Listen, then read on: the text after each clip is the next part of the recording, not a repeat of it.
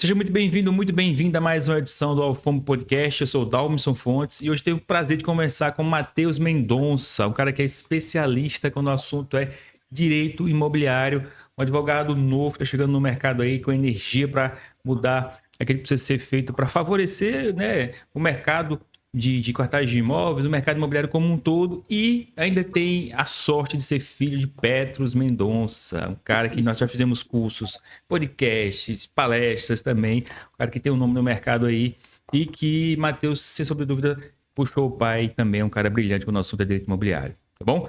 Temos aqui hoje esse especialista que, por mais jovem que seja, tem uma bagagem de família também, que vai nos ajudar hoje a esclarecer dúvidas que são recorrentes, né, nos trâmites imobiliários aí, e que o Matheus já está pegando aí e resolvendo como poucos. Então, para abrir nosso podcast, a gente sempre faz aquela perguntinha, que é pedir para o Matheus, o nosso especialista, o convidado, se apresentar, porque a gente tem aqui audiência do Brasil inteiro e nem todo mundo tem o prazer de conhecer o Matheus de perto.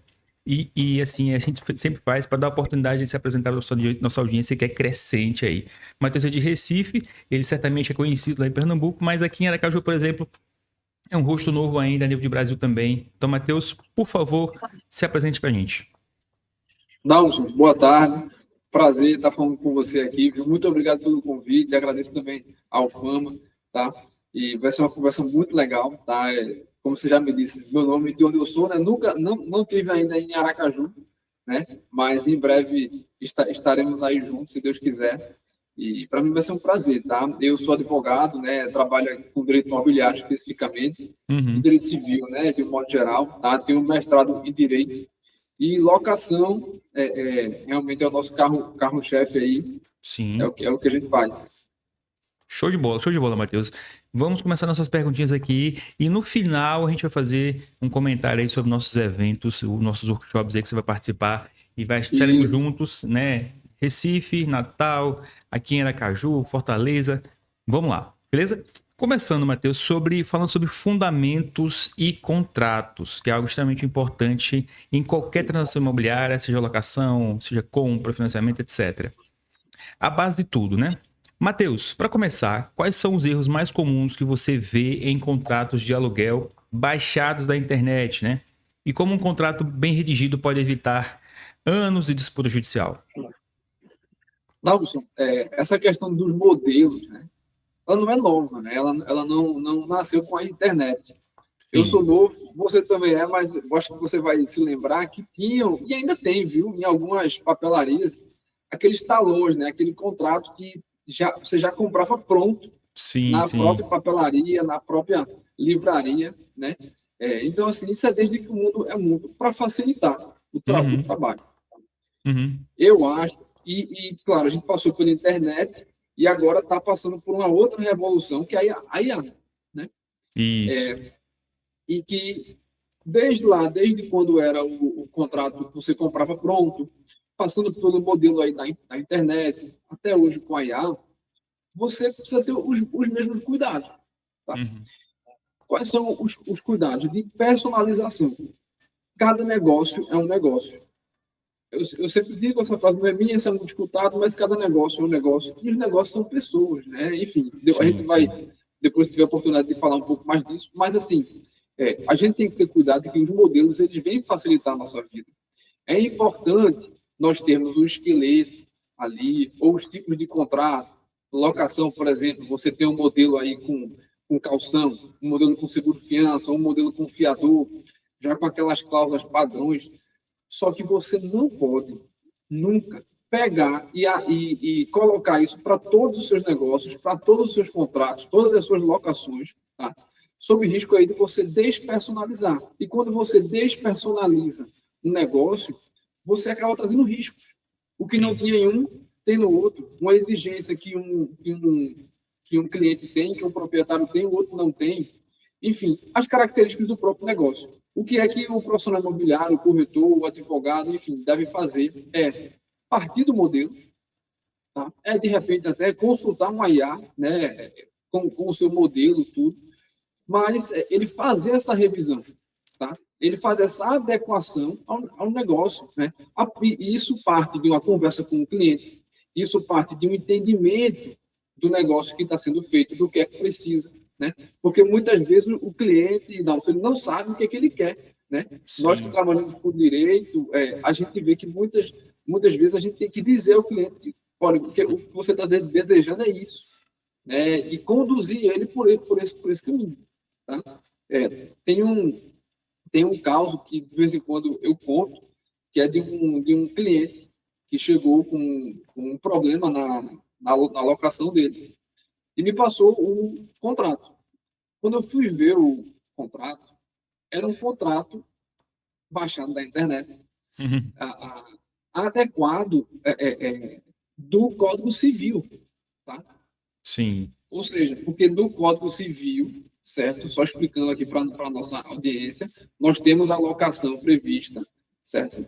Mas quando nós estamos falando de aluguel de imóveis, né, da lei do inquilinato, nós estamos falando de locações de imóveis urbanos. É bem específico, né? Uhum. A lei do inquilinato, ela trata disso. Então, ele trabalhava, se eu não me engano, com aluguel de máquinas, né? De trator, alguma coisa assim. Então, ele pegou o contrato do Código Civil que servia para o negócio dele e botou para o imóvel dele, né?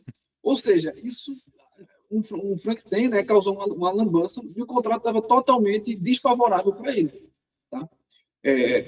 Claro que ele não era um profissional, certo? Ele era um leigo, Uhum. mas isso é um exemplo muito bom de que, de repente, um profissional desatento acaba baixando um contrato errado, um modelo inadequado e Sim. trazendo um risco desnecessário para o seu cliente.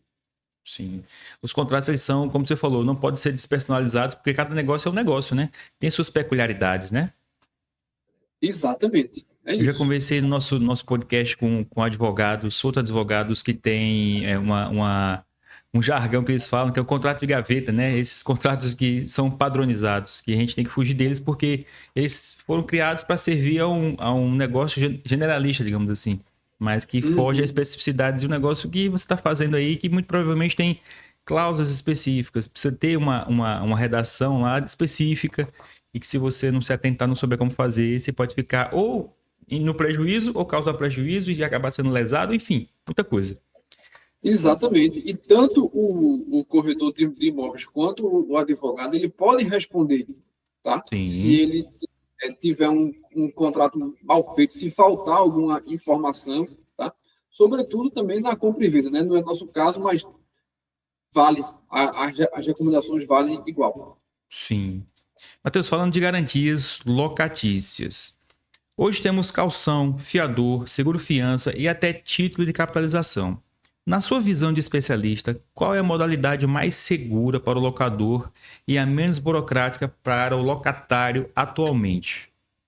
Uhum. Esse é um tema bastante discutido, né, Nath?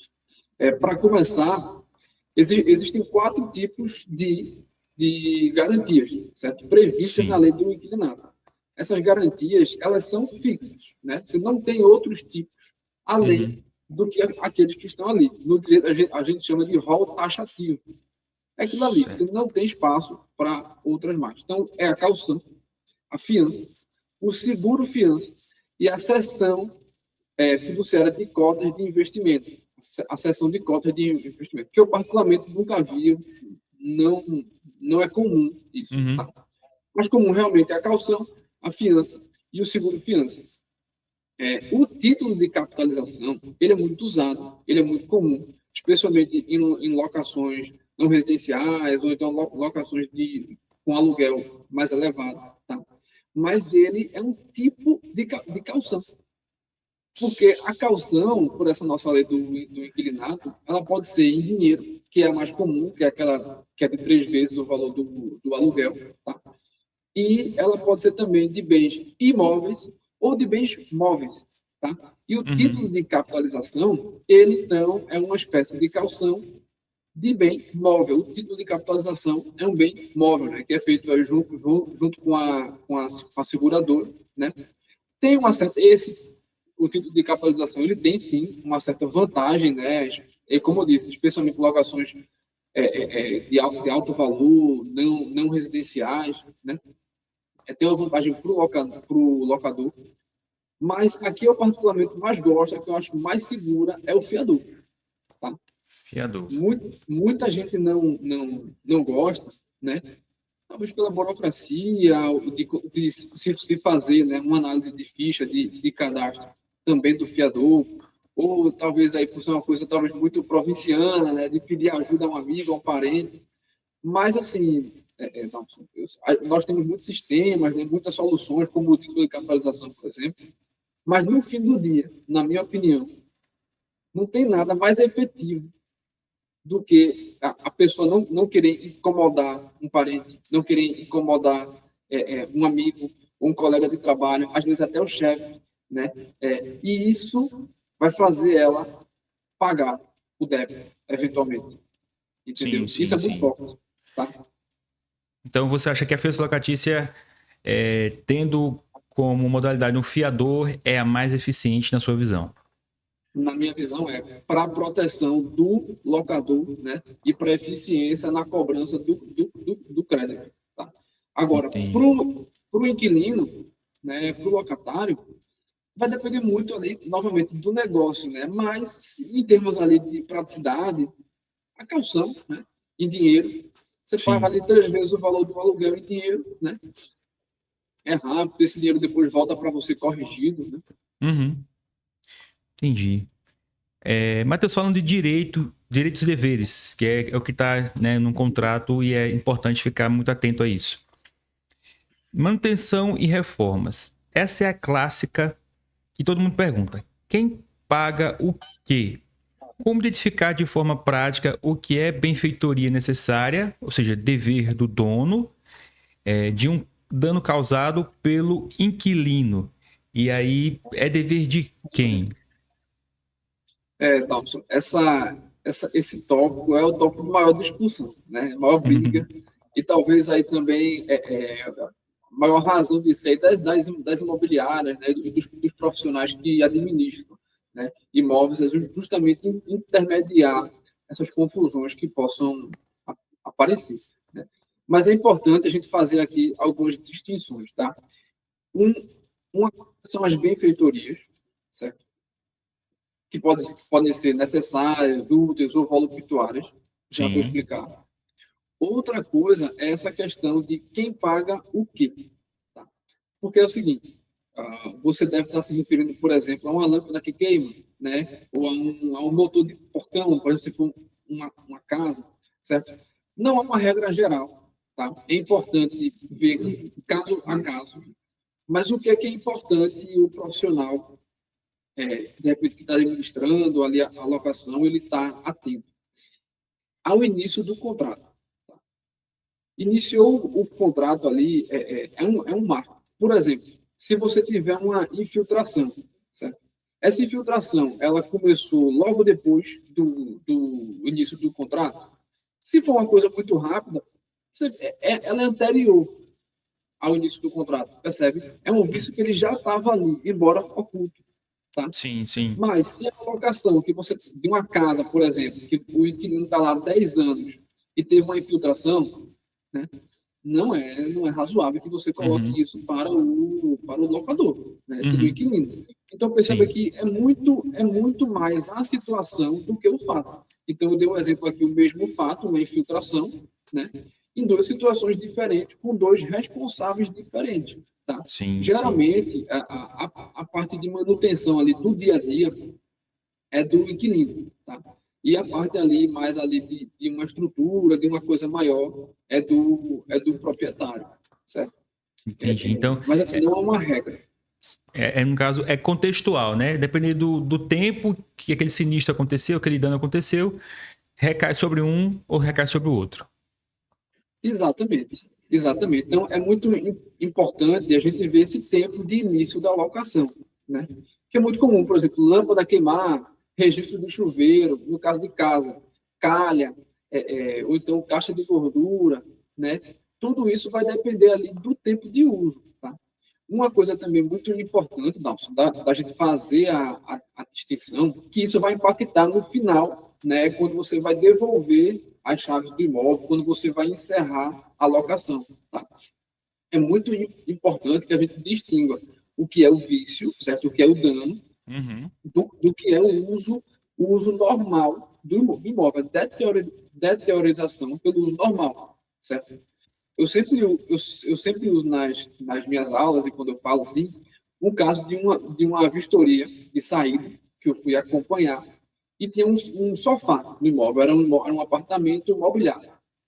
E o sofá morava uma pessoa, né, no imóvel, era de 2 lugares, e ele sempre sentava no mesmo lugar. Então, quando a pessoa, ou seja, ele estava usando o sofá normalmente, o sofá ele é feito para sentar, ele sentava. Mas ele sentava no mesmo lugar e foi ali afundando, né, em comparação com o outro lado que ele não usava, com o outro assento do sofá.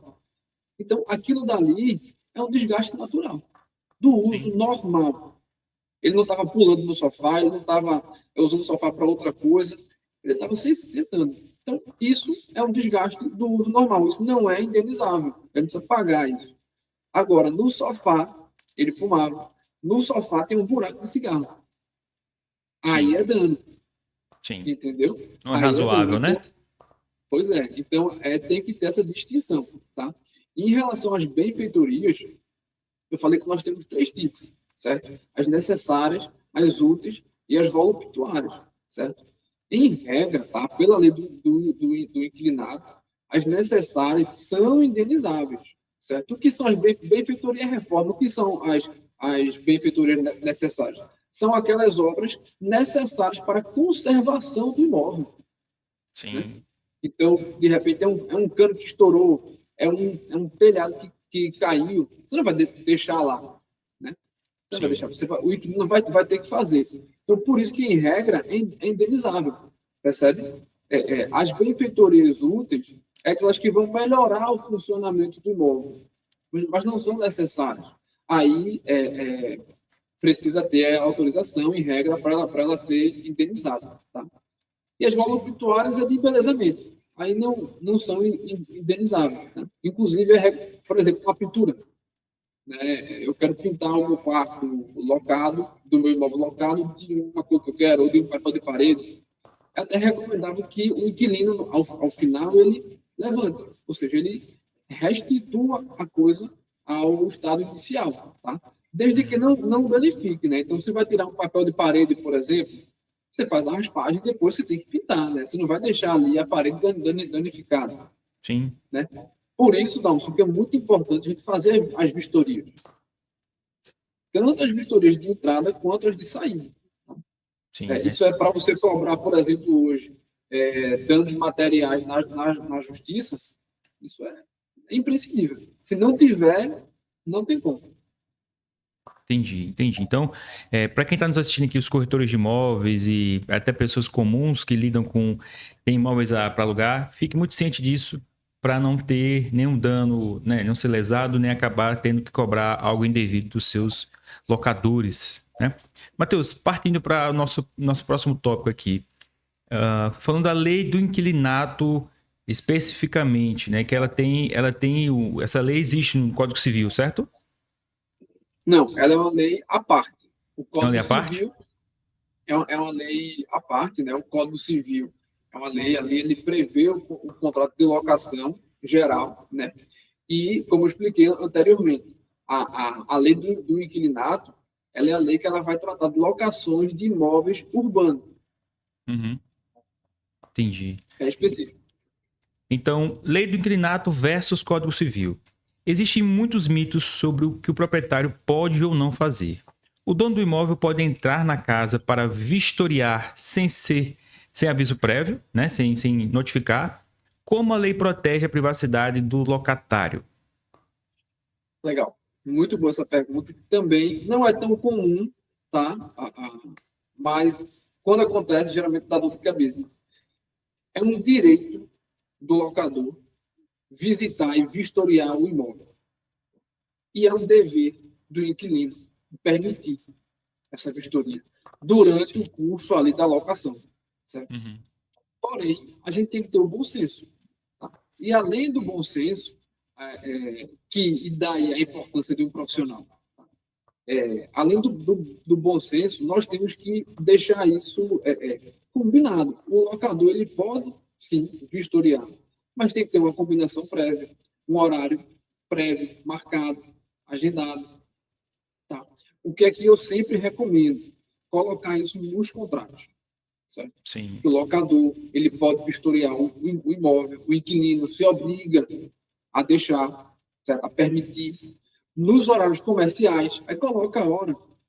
Isso às vezes também varia, né, de localidade, tá? Mas aí 8 às 18, né, ou aí bota com o intervalo do almoço, tá? Claro, com parcimônia, né? Mesmo tendo isso, o proprietário não vai estar todo mês ali. Tá fazendo o quê? Geralmente as visitas, as vistorias, elas são, por exemplo, para mostrar um imóvel que está à venda. Ele está alugado, mas está à venda. Isso é possível de acontecer. Ou então, quando a locação ela já está se alongando no tempo, você faz uma vistoria para ver se não tem nenhum dano, para ver se está tudo certo. Sim, sim. Isso é possível, tá? Eu só recomendo isso, colocar isso no contrato, tá? Combinar previamente aí com o inquilino e ser acompanhado de um profissional, tá? Um advogado, ou então de um administrador, né, da locação, de um corretor, certo? Por quê? Porque quando há esse encontro de proprietário e inquilino, geralmente é um choque, entendeu? E a gente precisa aí evitar isso, tá? O locador não precisa ir pessoalmente, certo? Ele pode mandar um preposto, o corretor, por exemplo, Sim, mas sim, ele tem esse direito. Certo. Desde que cumpra esses critérios aí, ele tem todo o direito, né? Exatamente. Falando de revisional de aluguel, em que momento e sob quais circunstâncias e condições uma das partes pode exigir legalmente a revisão do valor do aluguel antes do fim do contrato? Essa é uma questão que eu já deparei com ela algumas vezes. É verdade. Também é outro, você só está fazendo as perguntas dos pontos problemáticos, né? Esse aí também é outro grande problema, né? É o valor do aluguel. Né? Veja, mas inicialmente, o que é importante a gente fazer a distinção, tá? A diferença de reajuste, que é a correção monetária, certo? Uhum. Que é anual, ela é diferente da revisão do aluguel, certo? Que é aquela relevação do valor do aluguel ao valor do mercado. Sim, Tá? sim. O reajuste ele pode acontecer anualmente, certo? A cada 12 meses. É o menor período admitido por lei. Tá? E isso não está na lei do inquilinato, curiosamente, está na lei do plano real. O plano real é a lei que ela limita aí essa revisão de 12 meses. Né? Revisão não, perdão, o reajuste a cada 12 meses. Tá? A questão da revisão do aluguel, que é você recolocar o valor do aluguel de volta ao valor do mercado, é muito comum em contratos de locação que passaram muito tempo. Né? Às Uhum. vezes até as partes se conhecem, né? Tem contato direto, então deixa mesmo, até sem nem reajuste, nem revisão. Então, é aquelas locações ali de 10 anos e que o aluguel é completamente defasado. Tá? Isso é comum de acontecer. Mas o que é que pode, qual é a regra da lei do inquilinato, tá? As partes, como o contrato de locação, ele é um contrato paritário, certo? As partes ali estão em pé de igualdade, presume-se. O aluguel, ele pode ser ali acordado a qualquer momento, certo? Uhum. Se as partes quiserem, a qualquer momento. Agora, exigência por parte do locador só a contar de 3 anos, certo? 3 anos, ou do início do contrato, ou do último reajuste, certo? Entendi. Entendeu? Então, assim, a partir do momento que se fixa, geralmente é do início do contrato, se fixa um valor de um aluguel, o locador, ele só pode exigir que aquele aluguel ele seja revisado para que seja recolocado no valor de mercado após 3 anos de vigência, certo? Sim. Qual é o pulo do gato? O pulo do gato é que se isso for acordado antes, ele reseta o tempo, entendeu? Por isso que é do Hum. início do contrato ou do último acordo que foi feito. Então, lembra que eu disse que a gente poderia acordar a qualquer momento, né, o valor Sim, do sim. aluguel? Então, se a gente, em determinado momento da locação, nós acordarmos um outro valor, né, que não seja o reajuste, né, natural, que geralmente é pelo GPM, aí ele zera, ele reseta o tempo, para os próximos 3 anos. Sim, então fica garantido para o locatário 3 anos, ele tem o direito de ir lá e reajustar de acordo com o IGPM, no caso. Veja, é o seguinte, o aluguel ele é automaticamente reajustado a cada 12 meses, tá? Pelo Certo. IGPM, normalmente é o IGPM. Hoje tem muita gente migrando para o IPCA, mas isso é outra Hum, história. Geralmente é o IGPM, tá? Tem aquele reajuste anual, certo? Isso é uhum. natural, isso é automático de acontecer. Vou dar um exemplo aí, um aluguel de R$ 2.000, né? No outro ano ele é 2.100, no outro ano ele é 2.200, enfim, ele vai ali reajustando, certo? Isso é diferente do locador chegar e falar, ó, não, seu aluguel é 2.000, mas o mercado mudou. O mercado mudou, sei lá, custo no shopping, não sei, alguma coisa. Esse aluguel não vale mais 2.000, ele vale 5.000. Veja. Então, para Sim. que isso é muito grave, Uhum. é muito distante a diferença. Então, você vai dizer, claro, que não. Não, Então, para que tenha essa exigência do locador, só passados 3 anos do início do contrato ou ali do acordo do valor do aluguel. Entendi, entendi. É importante ficar atento a esses detalhes aí para saber se comportar nesses momentos, né, de reajuste. Falando Exato. de conflitos e inadimplência, Matheus, né? Falando de aluguel e inadimplência é algo comum. Despejo e prazos. O processo de despejo ainda é visto como algo extremamente lento e burocrático. Existem caminhos na legislação atual para acelerar a retomada do imóvel em caso de falta de pagamento, a famosa inadimplência? Existe. E graças a Deus que existe, né? Porque hoje o processo na justiça comum, né, estadual comum, ele dura ali mais ou menos uns 3 anos até a primeira sentença. Caramba! Isso em média, né? Pode ser mais, Sim. pode ser menos, mas isso aí são conforme dados da própria justiça. Uhum. Então, assim, a lei, claro que isso é um tempo completamente não razoável, né? Sim. Mas, graças a Deus, a lei ela traz mecanismos, sim, que é a famosa liminar. Né? Isso até, enfim, leigos já ouviram falar, a liminar, que é você conseguir uma decisão aí antecipada, uma decisão mais rápida. E a lei do inquilinato, ela traz uma série de hipóteses, né? Mas já que a gente está falando de inadimplência, né, de falta de pagamento do aluguel, tá? Sim, se o aluguel, se o inquilino, ele deixar de pagar o aluguel e o contrato, ele não tiver garantido por nenhuma daquelas garantias que a gente falou no começo, certo? Então, calção, fiança, se não tiver nada disso, o locador, ele pode entrar com a liminar na justiça, certo? Ele só precisa pagar uma calção à justiça de 3 vezes o valor do aluguel. E ele entra com essa liminar por conta da inadimplência e desde que não tenha nenhuma garantia, certo? Aí ele Entendi. consegue o despejo em até 15 dias, Caramba, rápido, bem certo? mais rápido, né? Exatamente. Porque normalmente, se você for esperar uma sentença de despejo, tá? Vai demorar, certo? E normalmente elas vêm com 30 dias, que é o prazo geral aí, o prazo de consenso, médio, da lei do inquilinato.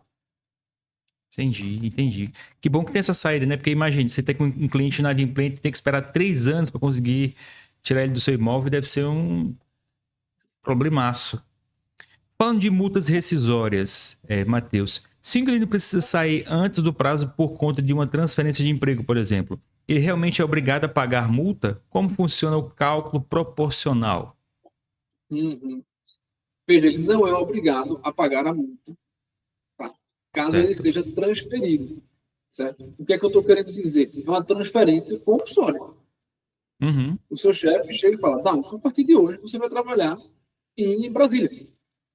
Se você não for, você vai ser demitido. Você vai ter que ir para Brasília. Né? E muitas empresas elas funcionam dessa forma. As pessoas são Uhum. lotadas em cidades diferentes. Se for essa coisa, essa questão compulsória, que é a transferência, ele está isento da multa. Tá? Essa multa, que é a multa rescisória proporcional, certo? Isso. Agora, o que é que tem que ser feito? Ele tem que fazer prova disso. Ele tem que comprovar, é um documento oficial da empresa, né? Ele tem que comprovar essa transferência. ele tem que avisar com 30 dias de antecedência. Tá? Sim. Então, olha, vou ser transferido, conversa com o chefe, tudo, precisa avisar com 30 dias de antecedência, o senhor vai me dar uma carta de transferência, eu vou avisar para o meu inquilino, eu vou avisar a imobiliária com 30 dias de antecedência para eu ficar livre da multa. Tá? Vou falar como é que calcula. Então assim, só para terminar. A transferência ela é diferente da mudança. Não é Certo. que eu vou mudar de emprego. Não, aí ele tem que pagar multa. Vou mudar de emprego, vou mudar de cidade. É diferente. Tem a isenção que a lei do inquilinato traz é porque o inquilino ele não tem escolha.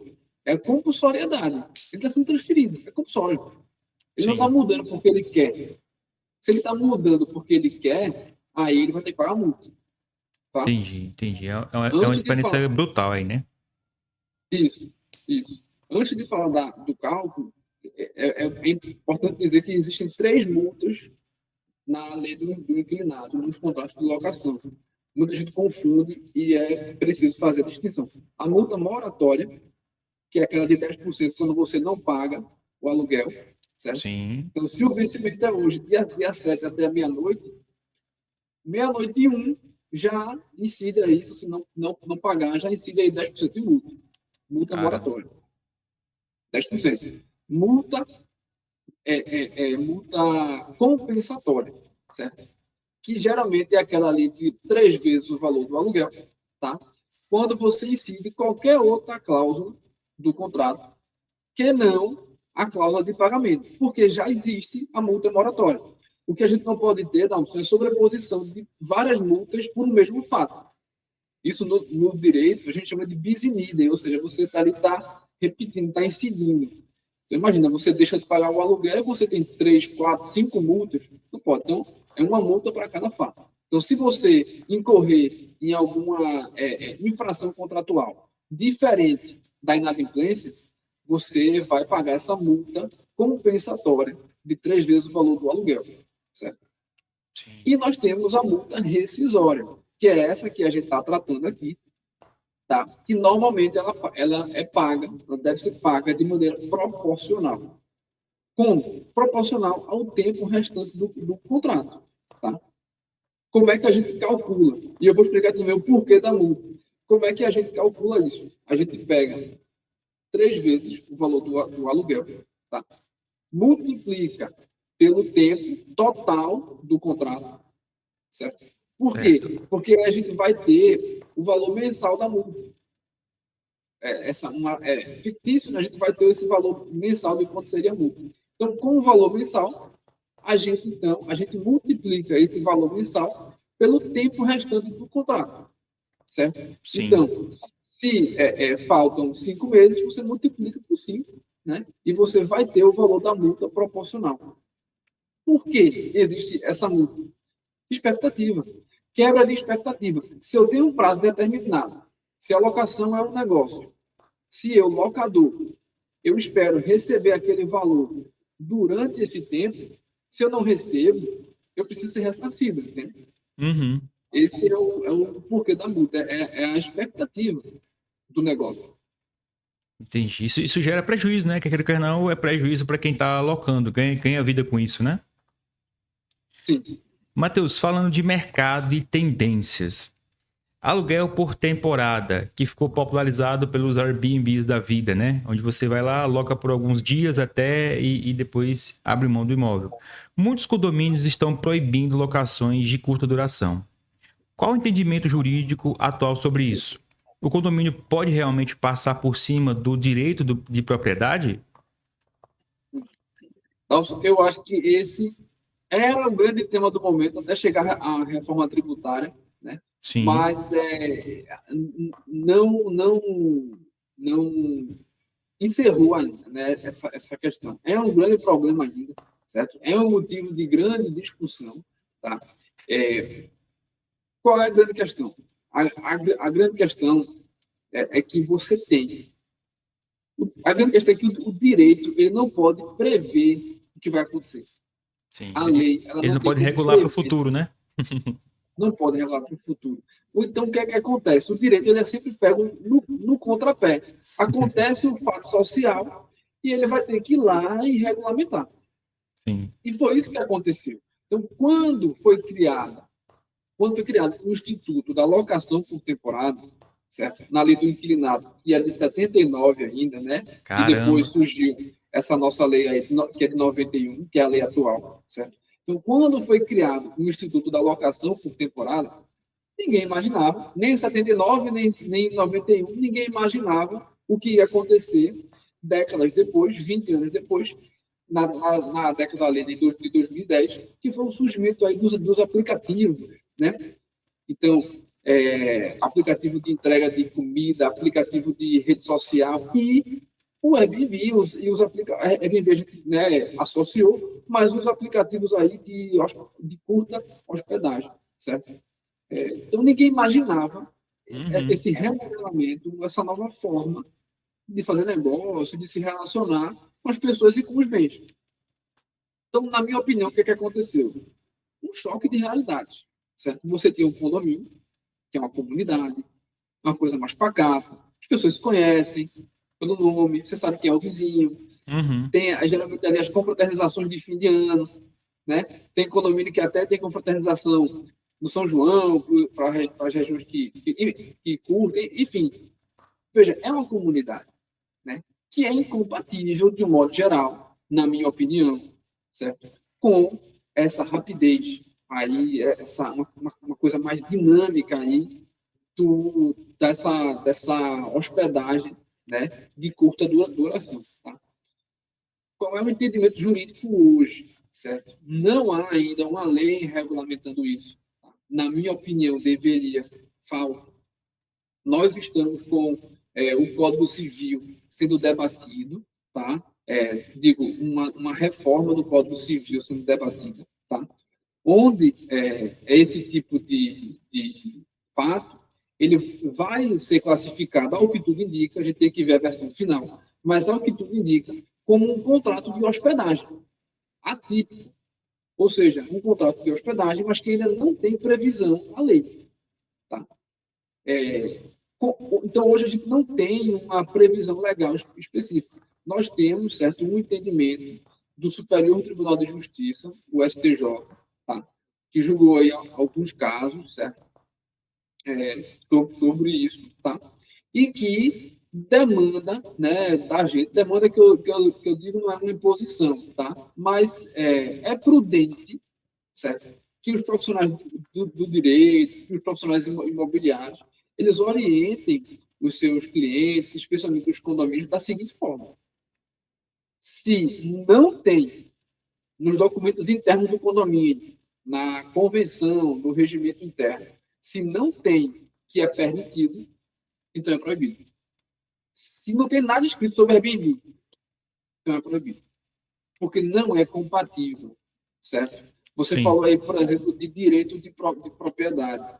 O direito de propriedade, como nenhum direito, ele não é infinito. Tá? Você não pode fazer o que você quiser dentro da sua casa. Né? Uhum. Por exemplo, nós já estamos nos aproximando do horário noturno. Tem a lei do silêncio. A gente não pode fazer barulho de madrugada, enfim. Mas não é sua casa, não é sua propriedade. Você compra um terreno, você constrói o que você quiser no terreno. Não. Você Sim. tem as regras de uso e ocupação do solo, as limitações urbanísticas, enfim. Então, para que o Airbnb ele seja operado, o Airbnb que eu digo é essas hospedagens de curta duração sejam operadas dentro do condomínio, o recomendável é que o condomínio, que a comunidade dos condôminos, opte por isso. Faça uma reunião com isso em pauta, tá? Vote, aprove e coloque no regimento interno do condomínio que é permitido esse tipo de negócio, entendeu? Para alguns condomínios, essa realidade ela pode ser mais fácil de atingir. Por exemplo, esses grandes condomínios que têm 4, 5, 6 ou mais torres, né? Milhares de pessoas, geralmente unidades menores, é mais viável. Tá? Agora, para aqueles condomínios mais antigos, você tem ali 50 ou menos unidades, né? As pessoas já se conhecem, tudo. Veja, eu estou falando assim de números, mas não é uma regra, né? Mas assim, você vê que há uma incompatibilidade, entendeu? Não, na Sim, minha sim. opinião, é incompatível. Sim, sim. Aqui mesmo no condomínio onde eu moro não é compatível, né? Eu sou proprietário do apartamento, mas eu não posso fazer nenhum tipo de locação de curta temporada, não posso alugar quarto, porque não há nada sobre isso no regimento do condomínio. Eu já pesquisei e não posso fazer isso. Não que eu quisesse, né? Mas é fato. Matheus, falando de impacto da tecnologia, você citou aí, falou rapidamente sobre IA, né? Sobre as inteligências artificiais e como elas estão remodelando a forma como a gente aluga, como a gente compra, como a gente põe à venda, etc. Como as assinaturas digitais e as imobiliárias digitais mudaram a validade jurídica dos processos de locação? O olho no olho ainda faz diferença na segurança jurídica? Faz. Na minha opinião, faz. Veja, as assinaturas digitais, enfim, os processos, né, digitais, eles têm validade jurídica, certo? Tem lá os requisitos, é importante que as assinaturas digitais elas sejam via ICP Brasil, né? Ou seja, tem ali a certificação, tá?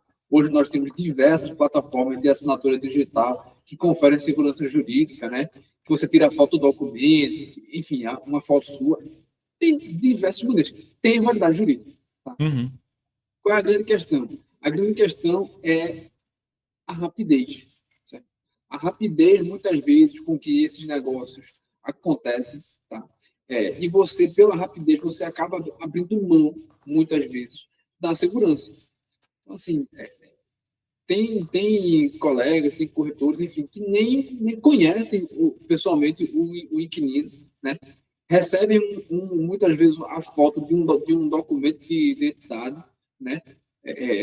Não fazem nenhum tipo de pesquisa, ou então fazem uma pesquisa muito superficial, deixam Uhum. as chaves na portaria, o inquilino assina o contrato digitalmente, por um e-mail ou pelo Gov, e aí? Entendeu? Então, assim, Ninguém a gente conhece está ninguém, tendo né? não conhece, né? Ou seja, não tem nenhum tipo de cadastro e o corretor ele responde por isso, não? Ele Sim. responde. Nós já temos diversos casos, certo, de imobiliários, de corretores respondendo por defeito, por falha na análise de cadastro, na análise de ficha. Porque quem é que vai garantir que aquela foto ali daquele documento não é falsa? Pois é. Entendeu? Já teve casos, por exemplo, aqui no Brasil, que o, o falso inquilino, né, ele fez esse cadastro rápido, assim, tudo, alugou um imóvel imobiliário, tá? Não pagou nem o primeiro aluguel. O que foi que ele fez? Ele fez uma limpa no apartamento imobiliário, botou num caminhão de mudança e foi-se embora. Nossa. Uma modalidade de Entendeu? golpe, né? De... É um golpe, claro, é um crime. Não tem como a gente se proteger desse tipo de coisa, né? No sentido profissional, é o risco do negócio, é um crime, isso é imprevisível, tá? Sim, sim. Agora, o que é que a gente, enquanto profissional, a gente tem que comprovar que nós tomamos as medidas cabíveis para que isso não acontecesse. Uhum. Então, nesse caso, ele tinha enviado uma foto de uma identidade falsa para o corretor. O corretor foi e deixou a chave na portaria e pronto.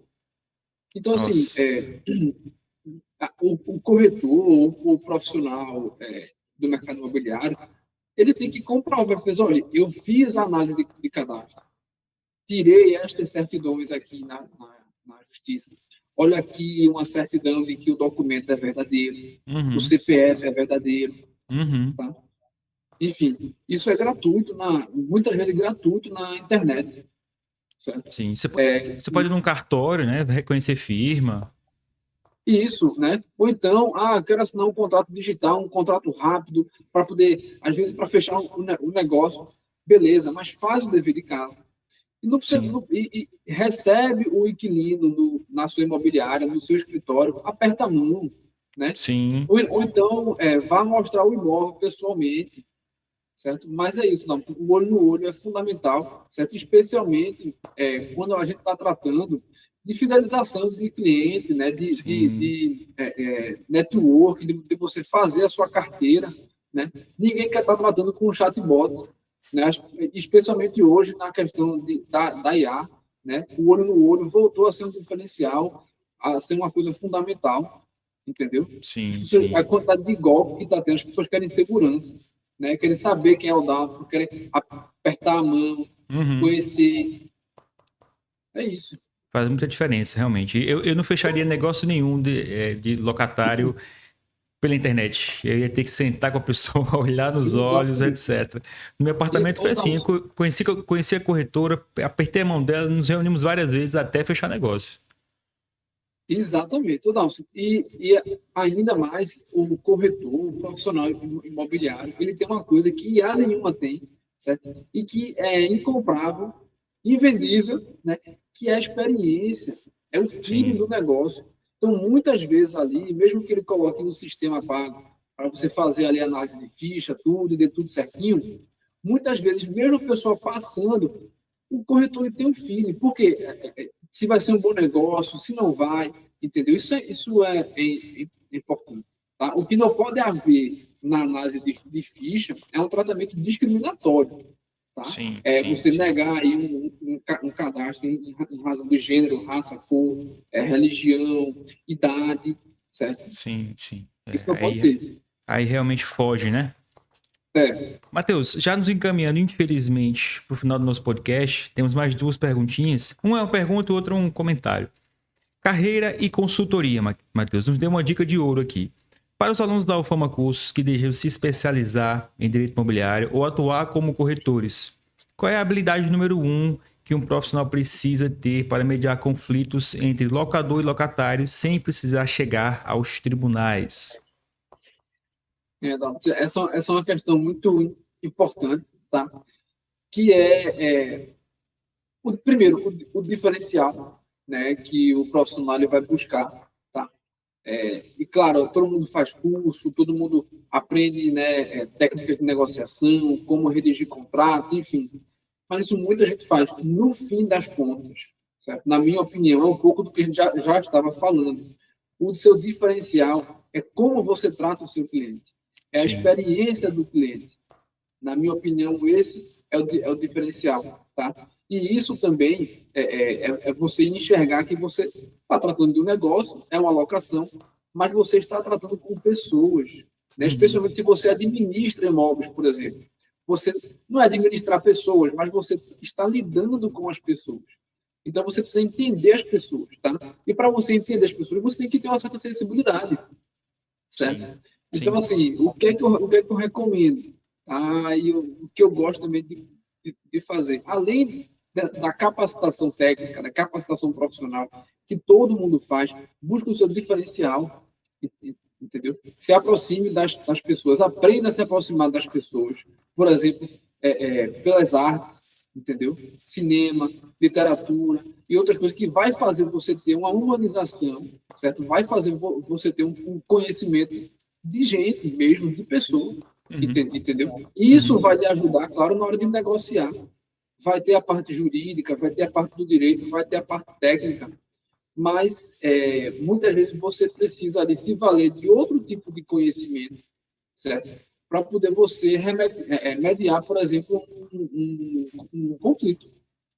Sim, sim. Isso aí máquina nenhuma vai te ensinar, né? Só, como você falou, entendendo de pessoas, você consegue ter esse jogo de cintura e saber lidar com esses conflitos que muitas vezes são, né, tendem a ser litigiosos, mas se você tiver jogo de cintura, saber conversar, saber negociar, você consegue resolver eles extrajudicialmente.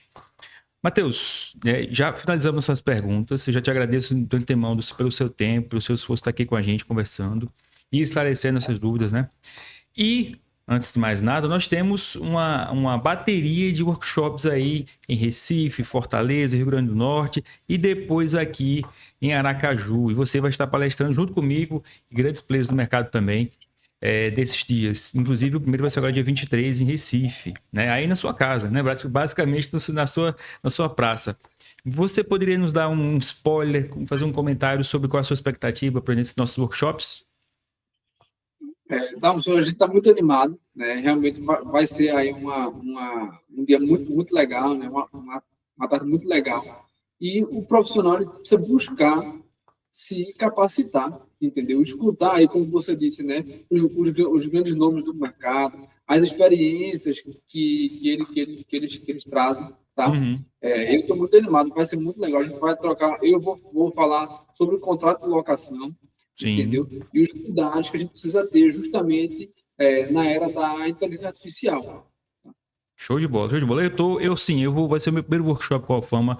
Eu estou nervoso, mas assumo que estou muito animado para conhecer você, conhecer mais ainda o Petros, que já teve aqui na Caju, a gente já conversou, já trocou ideia, conhecer o Josafá, o Apolo, vai ser muito bom, vai ser enriquecedor. Eu estou estudando para me tornar corretor de imóveis, então o que eu mais quero é me aproximar desses profissionais e aprender o máximo possível.